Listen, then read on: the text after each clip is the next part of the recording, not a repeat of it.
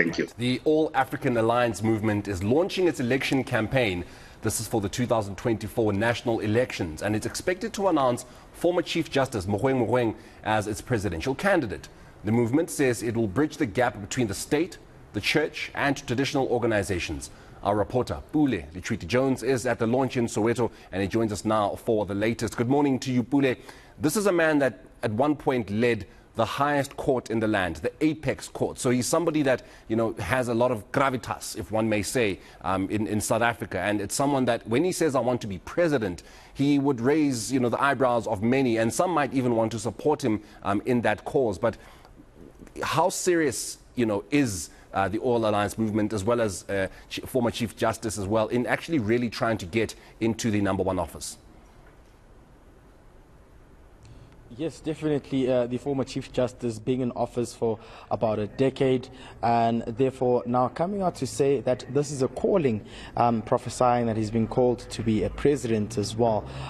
He's led a remarkable legacy within the judiciary fraternity, but as you also understand, he has come under fire for some comments that he's made before in regards to, being pro-Israel, and which led to a court order,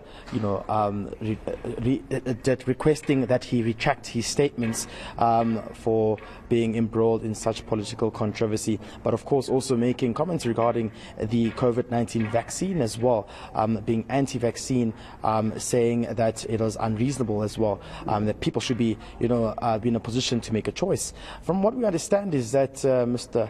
Mogoeng also just made a spiritual journey and trip to Israel as well with his wife, and he is currently back in the country, but of course embarking on that spiritual journey. We understand that he's also still fasting and may not be making his way here today. However, we are joined by some of his political comrades who are part of the Triple AM. Joining us this morning is the Secretary General of the movement, Mr. Teba. Thank you very much for speaking to us on eNCA. Now, maybe if you can just tell us what African Alliance movement is about and what do you plan on doing? Good morning. Good morning to everyone. Good morning to the viewers at home, and good morning to you guys. The All African Alliance movement is an organization that is mainly started with the pastors coming together and then deciding to say that is our country still in the right direction, and also to pick up some of the things that are not going well in the country. So that's when we decided that we should come up with a movement. But it started way back about 3 years ago, but we were stopped by the COVID processes that we impacted on us for 2 years. And then we felt that we need to rekindle that system and again come back together as pastors, as leaders, as community members, as business people, as traditional healers. Almost every part of the society, the civic movements, they really were to come together and say that what do we need to do? What is our country does it need? Does it need what we see now in the country? And the answer is no.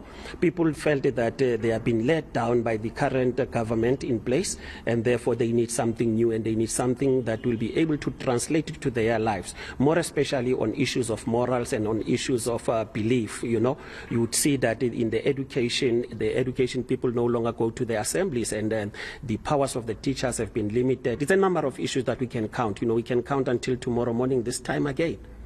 And when you look at the numbers, are you confident that you have what it takes to be competitive within the political spectrum heading for the 2024 national elections as well? Well, quite 100% on that one. You are right. We have done our groundwork. We have done our research. We have done our talks, and then about talks, engaging various sectors of the communities. And people are giving us all the same thing, to say that we are tired, and then we see the levels of poverty in the country. The government is not addressing that. They keep on promising and promising. So in terms of the numbers, we are swelling every day, and then you will see that as minute we launch on a full-scale campaign in terms of the elections, you will begin to see what you have never seen before. And the last time you will see what we are going to see, it was in 1994. So currently we are now look at that, and then we are going to retranslate that into a better solution for the people of South Africa. And that's the Triple AM, what it stands for. It's about the morals, it's about the values, it's about accountability, and it's about making sure that the citizens get involved with the government, and there's no way that the government should be too far. Currently we do do feel that the government is a little bit far from the people, you know, and we don't get that chance. I mean, you have seen that things are going down in the country every day. Your crime is going down. Police don't have powers anymore, and then your chiefs and kings are overlooked also on the other side. Your traditional healers have not been given the chance to practice their medicine in full and also establish a laboratory where they can test their medicine compared to your Western medicines. And also the issue of land, the issue of housing comes into picture. So it's a whole lot of a bunch that we are going to work on. In terms of the foreigners, which I think it might be your next question, in fact, we are quite very clear on that one, that which people should be in the country and which people should not be in the country. All people that are registered and are legally entering the country, we don't have a problem with, because that will impact positively in terms of the economic growth. But people coming in illegal, that is where we have a problem. That is where you would see that some other movements have begun now to begin to say that they want to undo the foreigners, because we've got a huge influx of foreigners in the country that the government cannot even account for.